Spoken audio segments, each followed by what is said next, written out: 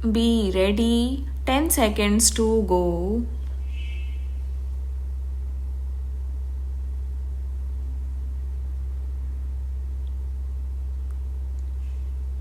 Start.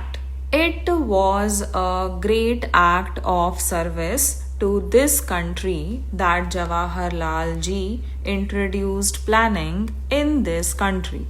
But the planning that was introduced did not achieve what it had to achieve. Planning is good, but when it goes astray, it does more harm than good. I cannot say we have made no progress.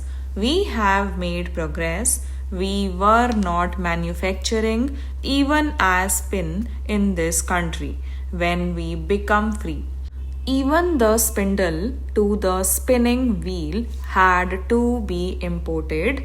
That position has changed, and we are producing not only steel, aluminium, or all the materials of the railway or sugar machinery or electric machinery. We can even produce a steel mill now. But with all this advance in heavy industries, the dissatisfaction today is much greater than we became free. While prosperity in some sections has increased substantially or even perceptible when it is compared to the progress made by the affluent people.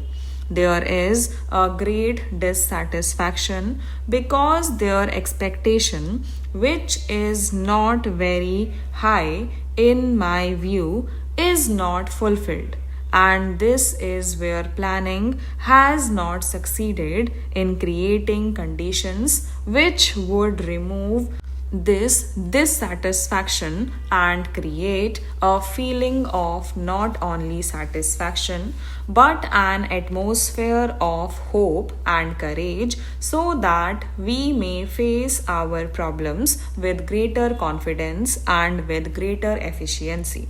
Heavy industries are necessary to some extent, especially in items like the railway materials or electric machinery or other machinery or steel or aluminium or metals or machines required for these purposes. Consumer goods, which are far more essential for the poor and not only for the every person in society, are uneconomic to produce in heavy industries.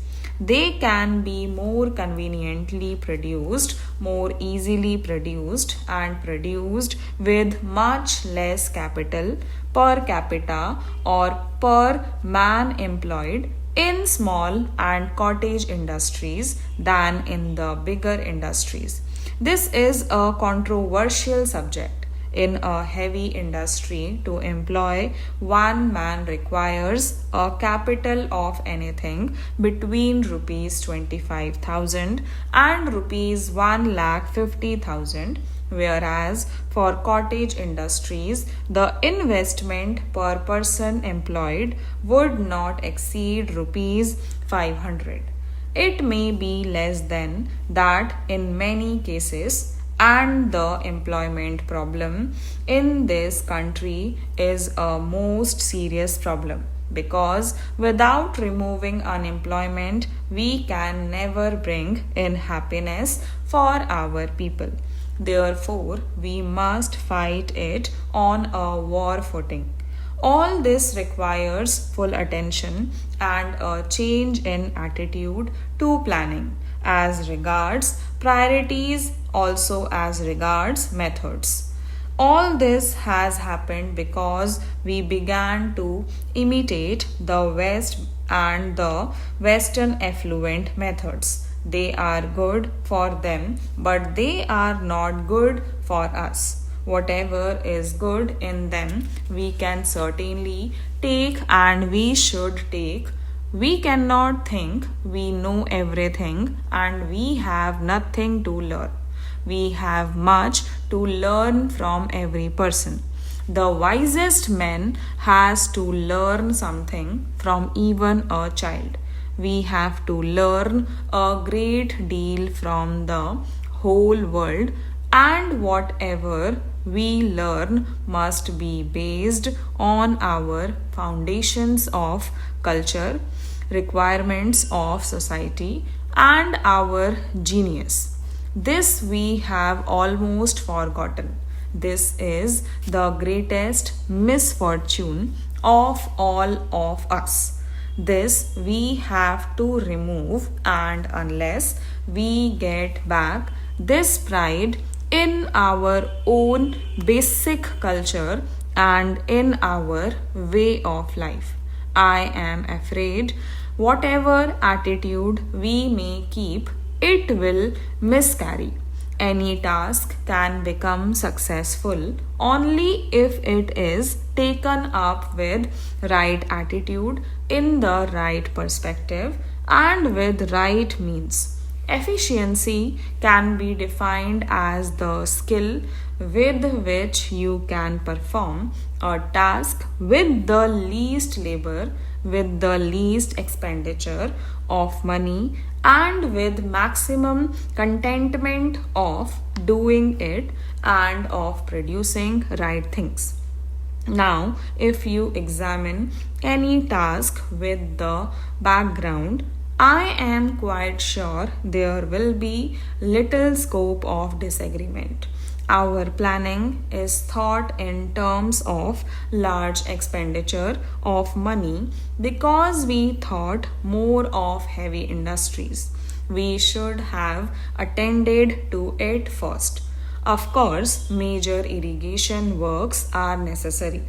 As a matter of fact, I myself have something in view which perhaps requires an expenditure of about rupees 15,000 crores for making canals in the north and in the south, which will be horizontal, connecting them with vertical channels with all rivers, so that we have a waterway system which will even be cheaper than the railway system, and no dearth of water for any irrigation throughout the country.